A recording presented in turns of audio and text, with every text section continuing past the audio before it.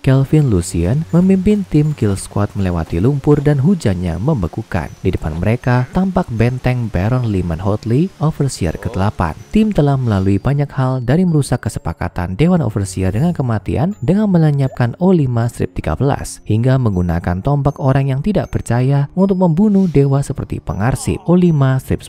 Perburuan Overseer telah memakan korban di Kill Squad. O5-12 hampir membunuh Adam dan Olivia terjebak dalam permainan pikiran tanpa akhir dengan O5-11. 5 Overseer pertama dihilangkan, tapi kata-kata yang diucapkan Overseer ke-9 kepada Kelvin Lucien sebelum dia meninggal masih terlintas di benaknya. Apakah Anda takut mati? Sekarang Kill Squad akan menyusup ke salah satu fasilitas yang dijaga paling ketat di dunia untuk melenyapkan Overseer ke-8. Setelah mencapai kastil, tim terkejut menemukan struktur itu dalam reruntuhan. Tidak ada yang seharusnya tahu lokasi O5-8. Benteng itu seharusnya tidak bisa ditembus. Mereka menyerbu kastil O5-8 secara bersamaan. Jurnal yang dimiliki Kelvin berisi informasi tentang anggota Dewan O5 organisasi SCP yang kuat, mengidentifikasinya sebagai mantan industrialis bernama Baron Lyman Hotley. Dengan kekayaannya yang banyak, Hotley mendanai organisasi pada awalnya dan dianggap sebagai pemimpin tidak resmi Dewan pada hari-hari pertamanya dengan kendali besar atas tindakan organisasi. Kill Squad berjalan melalui lorong-lorong kastil yang remang-remang. Saat mereka berbelok di tikungan, mereka terkejut menemukan sisa-sisa hangus dari pengawal Baron Lyman Hotley. Tampaknya seseorang atau sesuatu telah sampai ke Hotley sebelum mereka. Tim berjalan ke ruang utama dan mendobrak pintu. Berbaring di dekat perapian yang masih menyala adalah O5-8. Kill Squad memeriksa ruangan untuk memastikan si pembunuh tidak ada dengan mereka. Adam berjalan ke tubuh itu dan memeriksanya. Dia dengan cepat menyadari bahwa Hotley tidak dibunuh sama sekali. Dia melihat bahwa tubuh Baron Hotley telah dimodifikasi secara drastis menggunakan teknologi anomali. Overseer menggunakan keabadiannya untuk memodifikasi hampir setiap bagian tubuhnya untuk membuat dirinya lebih kuat. Sayangnya untuk Baron Hotley, ketika kesepakatan Overseer dengan kematian dirusak oleh Kelvin, modifikasi pada tubuhnya perlahan merusaknya. Tubuhnya yang biasa tidak bisa lagi mendukung semua modifikasi dan apa yang pernah membuatnya tidak terkalahkan menjadi hal yang menghancurkannya. Tim meninggalkan kastil dan mencoret O5-8 dari daftar mereka. Dalam perjalanan keluar, Adam menarik Kelvin ke samping. Dia merasa bahwa Anthony belum sepenuhnya jujur dengan anggota tim lainnya. Dia merasa bahwa Anthony menyembunyikan sesuatu dari mereka. Kelvin memiliki pemikiran serupa baru-baru ini. Dia menekan Anthony untuk mendapat informasi lebih lanjut tentang masa lalunya dan Anthony mengungkapkan bahwa dia berusia lebih dari 100 tahun. Botol air dari air mancur awet muda yang dimiliki Kelvin bukan satu-satunya. Di awal karirnya dengan pemberontak, dia telah menyita botol-botol lain dari lokasi organisasi. Pasukannya meminum air dan itu memperpanjang hidup mereka. Dia menanyai Kelvin tentang apa yang dia rencanakan dilakukan pada air dari air mancur. Aku akan menghancurkannya, kata Kelvin padanya. Anthony setuju dengan rencana ini. Sekali Anda minum dari air mancur awet muda, Anda dapat memperpanjang hidup, tapi sebagian dari diri Anda mati pada saat yang sama. Indra perasa menghilang, mengarah ke kehidupan yang tampaknya dangkal. Jika Anthony bisa kembali dan melakukannya lagi, dia tidak akan pernah meminum airnya. Kelvin menerima informasi dari pemberontak bahwa Overseer ke-7 berada di sebuah kota kecil di Kamboja. Kill Squad berjalan ke desa dan mengamati daerah tersebut, berharap bisa melihat Overseer yang diberi kode nama Green. Saat tim melakukan rekonsiliasi, Anthony memberitahu mereka bahwa dia menganggap misi ini adalah jebakan. Itu terlalu jauh dan ada begitu banyak variabel yang tidak diketahui. Tapi Kelvin yakin bahwa ini mungkin satu-satunya kesempatan mereka untuk membunuh Green. Sejak Green tiba di daerah itu, terjadi kekacauan tanpa henti. Dia telah membuat pemerintah daerah tidak stabil dan sekarang daerah itu dalam perang habis-habisan. Tim berkelok-kelok melalui lorong-lorong sempit antara rumah dan bangunan, mencoba menuju kompleks pusat tempat Green berada. Tiba-tiba, massa mulai terbentuk. Mereka semakin dekat dan dekat dengan tim. Dengan keputusan cepat agar tidak terlihat, Kelvin memerintahkan semua orang ke gedung terdekat. Sebelum Anthony bisa mengikuti, gerombolan itu berbelok di tikungan. Mereka melihat Anthony dan dia terpaksa melarikan diri. Kelvin, Olivia, dan Adam menyaksikan massa mengejar Anthony, tapi mereka harus terus bergerak. Kelvin tahu bahwa Anthony dapat menjaga dirinya sendiri dan mereka terlalu dekat dengan tujuan mereka untuk berhenti sekarang. Kelvin perlahan membuka pintu depan rumah tempat mereka bersembunyi dan mengintip keluar. Di luar terlihat lengang, jadi dia memberi isyarat kepada Olivia dan Adam untuk mengikutinya. Sebelum mereka bisa melangkah keluar ke jalan, sebuah tabung gas masuk melalui pintu yang retak. Ruangan diisi dengan gas tidur dan tim pingsan. Ketika mereka bangun, mereka diikat di sebuah ruangan besar dengan langit-langit berkubah marmer. O5-7 berdiri di depan Kelvin. Dia tersenyum jahat sambil memegang pisau. Dia memuji Kelvin atas apa yang telah dia dan timnya lakukan sejauh ini. Tidak ada yang percaya bahwa mereka dapat melakukan bahkan sebagian kecil dari apa yang mereka miliki. Tapi sekarang dia punya tawaran untuk Kelvin. Dia menunjuk ke arah Adam dan Olivia dan memberitahu Kelvin bahwa dia harus memilih salah satu dari mereka untuk mati. Jika tidak, dia akan membunuh pemimpin perusuh dan menjerumuskan bagian lain negara ke dalam kekacauan. Persetan denganmu, adalah tanggapan Kelvin. Baiklah, kata Green, sesuai keinginanmu. Dia membunuh pemimpin yang ditahan di kompleksnya, lalu kembali ke Kelvin. Dia sekarang mengancam untuk menyiksa timnya sampai Kelvin membuat pilihan siapa yang harus dibunuh. Green menebas pipi Adam dengan pisaunya saat Kelvin berteriak agar Green meninggalkan timnya sendirian dan menyiksanya. Green hanya tersenyum. Saya akan menikmati membunuh teman-teman Anda saat Anda menonton, karena Anda telah membunuh begitu banyak Dewan Overseer saya. Dia menarik tangannya dengan pisau ke atas kepala Adam. Sebelum dia bisa menusukkan pisau ke tengkoraknya, peluru melewati tangannya, menyebabkan dia menjatuhkan pisau. Anthony berlutut di atap di seberang halaman. Senapan sniper berasap masih mengarah ke arah Green yang berlari. Kelvin menggunakan pisau yang dijatuhkan untuk memotong tali dan mengejar Green. Dia mengikutinya ke atap di mana dia melihatnya menaiki helikopter. Helikopter lepas landas saat Anthony menembaknya dari posisi semula, tapi tidak menimbulkan kerusakan serius. Di alun-alun di bawah, gerombolan yang telah memisahkan tim tadi menjadi gelisah. Ada kekacauan total dan seseorang menembakkan roket ke helikopter yang melarikan diri. Roket menghantam ekor pesawat, membuatnya jatuh di alun-alun yang penuh dengan perusuh di bawah saat kerumunan melarikan diri dari tempat kejadian. Kelvin berjalan menuju reruntuhan dan mencapai reruntuhan pada saat yang sama dengan Anthony. Kelvin menatapnya tersenyum dan berterima kasih padanya karena telah menyelamatkan hidupnya. Anthony tersenyum kembali, tapi sebelum dia bisa mengatakan apa-apa, suara tembakan terdengar dan peluru menembus lehernya.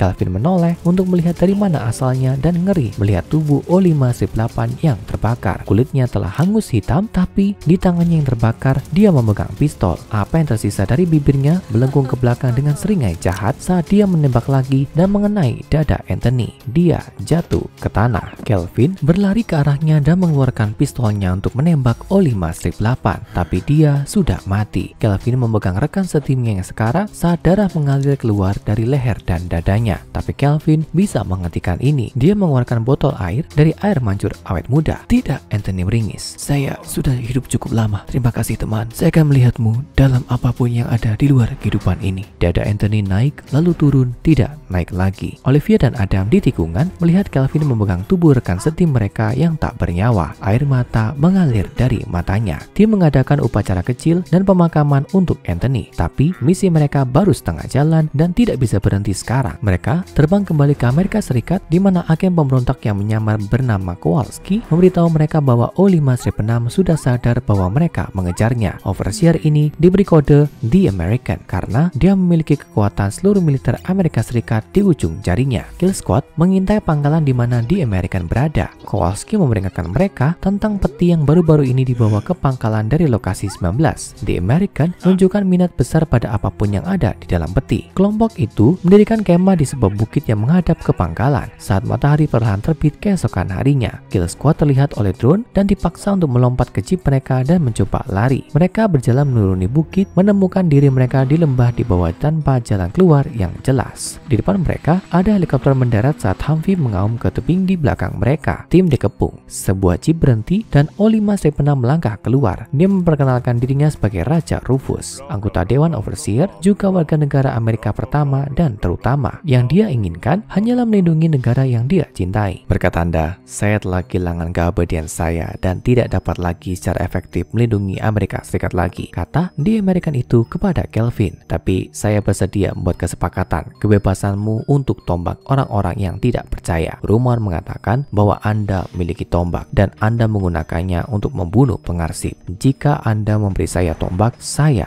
akan membiarkan Anda pergi. Tidak, jawab Kelvin. Saya tidak akan pernah memberi seorang overseer saran untuk menyebabkan lebih banyak kehancuran. Tombak tetap dengan kami. Baiklah, kata The American itu dengan cemberut. Kalau begitu, kurasa satu-satunya pilihanku yang lain adalah mengambilnya darimu, tapi bukan tanpa memberimu kesempatan yang adil. Larilah Kelvin Lucien, lari secepat mungkin. Aku akan datang untukmu. The American itu berbalik dan berjalan menuju kontainer dari lokasi 19 yang sedang diturunkan dari helikopter yang melayang melayang di atas mereka. Kelvin berlari kembali ke jeep bersama anggota timnya yang lain. Saat mereka pergi, mereka mendengar cerita yang mengerikan, serak dari apapun yang ada di dalam wadah. Setelah beberapa saat tentara mulai mengejar mereka, di depan pasukan militer adalah O5-6 mengendarai SCP-682. Dia menggunakan cambuk hitam untuk mendorong makhluk itu maju dan mereka mengejar kill squad dengan cepat. Sederet kendaraan berhenti di samping The American dan SCP-682.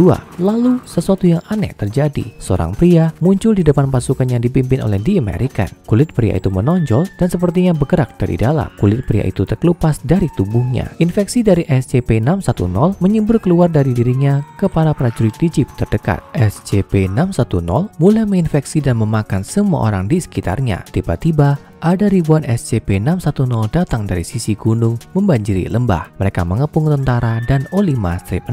The American itu mulai melawan makhluk pemakan daging dari punggung SCP-682. Tapi dia menjadi kewalahan. Dia tidak bisa lagi fokus mengejar Kelvin dan timnya. Dari belakang jeep, Olivia mengeluarkan senapannya. Dia membidik dan menembak. Peluru itu mengenai dada The American. Dia terlempar dari belakang SCP-682 dan ditelan dalam lautan makhluk SCP-610.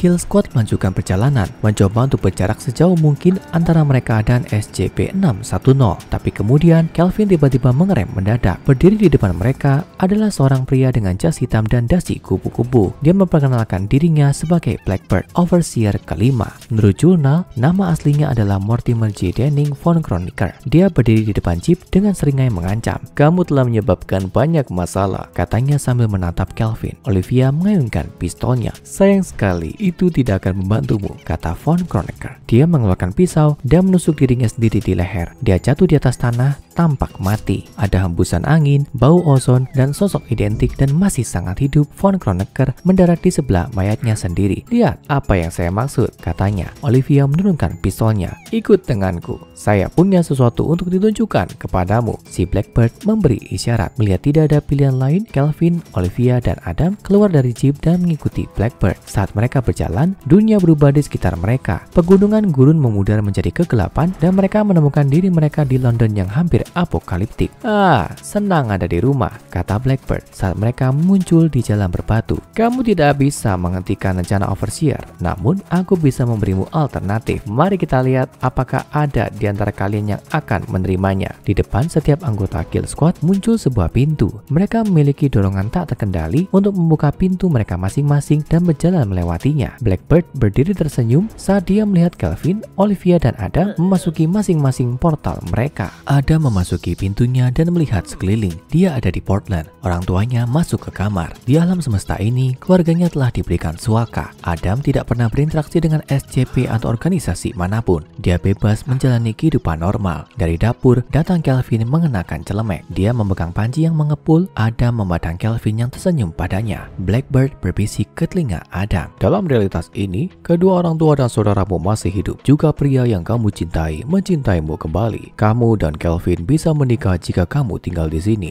Bukankah itu menyenangkan?" Olivia memasuki pintunya. Dia berada di dek kapal pesiar. Di haluan kapal ada papan lukis dengan peralatan seni. Pria yang pernah dicintai Olivia berjalan melintasi geladak ke arahnya. Blackbird membayanginya. "Dalam realitas ini, kamu tidak membunuhnya secara tidak sengaja. Ini bisa menjadi kebahagiaanmu selamanya. Bukankah ini bagus?" Kelvin melangkah melewati pintunya. Dia berada di tempat terbuka berumput di dekat danau. Blackbird mendesis di telinga Kelvin. "Kali ini aku memberimu kesempatan untuk menyelamatkan ibumu, Kelvin. Kamu hanya seorang anak kecil yang ketakutan, tapi dalam realitas ini, kamu bisa menjadi berani. Kamu benar-benar dapat menyelamatkan ibumu dari nasibnya." "Tidak!" Kelvin berteriak. "Ini tidak nyata." Blackbird terkekeh. Kelvin mengalihkan pandangan dari danau dan menuju pepohonan. Tersembunyi dalam bayang-bayang, dia hampir tidak bisa melihat sosok berkerudung. Kelvin berjalan ke arahnya. Blackbird mengikuti. Dia berteriak pada orang di pepohonan. "Aku hanya mencoba membantu." Sosok berkerudung itu mengelurkan tangan dan memberikan Kelvin sebuah tabung logam. Dia membukanya untuk menemukan satu set kacamata di dalamnya. Kelvin memakainya dan berbalik untuk melihat Blackbird. Dia mundur dengan ngeri. Kacamata telah mengungkapkan bentuk sebenarnya dari Blackbird. Dia adalah monster bersayap pseudo-avian penuh amarah. Sosok misterius berkerudung itu mengarahkan Kelvin untuk membuka tabung lagi. Di dalamnya ada pancing interdimensional yang dibuat oleh Dr. Wondertainment dan pemukul bola wiffle putih. Kelvin meraih pancing dan melilit menggigitkannya di sekitar kaki O5-5. Blackbird terbang ke udara mencoba untuk menjauh dari Kelvin, tapi Kelvin melingkarkan ujung tali pancing di lengannya. Blackbird mulai melompat dari dimensi ke dimensi mencoba untuk menyingkirkan Kelvin. Mereka muncul di dek SCP-455 di lokasi 19, di mana SCP-682 berjalan bebas di dunia mati dari SCP-2935. Setiap kali mereka berhenti di dimensi baru, Kelvin mengambil kesempatan untuk menyerang Blackbird dengan tongkat pemukulnya, dan sepertinya dia perlahan melemahkan monster itu. Mereka akhirnya mendarat di bagian bawah lokasi penahanan Deep Well organisasi, di mana Dark Body yang adalah SCP-001 itu ditahan. Berdiri di depan tempat penahanan adalah Alyson Chow, Black Queen, yang misi satu-satunya adalah menghancurkan organisasi. "Kamu!" teriak Blackbird. "Kaulah yang telah membantu Lucien." Black Queen menganggukkan kepalanya. "Iya, saya telah membantu Kelvin Lucien untuk melenyapkan Anda dan Overseer lainnya. Organisasi harus hancur." "Kau bukan apa-apa. Kau tidak bisa menghentikanku. Aku adalah Black King," teriak O5-5. Alyson Chow menghela nafas. Dia menekan tombol pada panel di sebelahnya, mematikan array yang berisi Dark Body. Dari awan debu muncul SCP-001, makhluk hitam besar yang sepertinya menyerap semua cahaya. "Tidak, berhenti!" teriak Blackbird. SCP-001 tidak bergerak, tapi ruangan mulai bergetar. Blackbird terus berteriak saat tubuhnya tergulung ke dalam dirinya sendiri sampai dia menjadi satu titik super panas dan kemudian berkedip menghilang. Alyson Chow kemudian mengaktifkan kembali susunan penahanan, menyegel 001 sekali lagi. "Aku akan mengembalikanmu ke dunia nyata bersama teman-temanmu," kata Black Queen. "Tapi mungkin kita akan bertemu lagi, Kelvin Lucien." Ada sebuah kilatan cahaya terang dan Kelvin menemukan dirinya di sebuah jet pribadi duduk di sebelah Olivia dan Adam. Mereka semua terguncang, tapi Blackbird sudah mati. O5-5 telah dihilangkan. 3 anggota tim duduk diam, masih memikirkan apa yang mungkin terjadi jika mereka tetap berada di realitas alternatif. Tiba-tiba, telepon di pesawat mulai berdering, memecah kesunyian. Kelvin mengambilnya. Di sisi lain adalah Overseer keempat. Dia telah menghubungi Kelvin untuk membahas penyerahan diri kepada pemberontak. Sayangnya, hal-hal tidak selalu berjalan sesuai rencana. Kelvin Lucien akan membuat keputusan paling sulit dan berbahaya dalam hidupnya.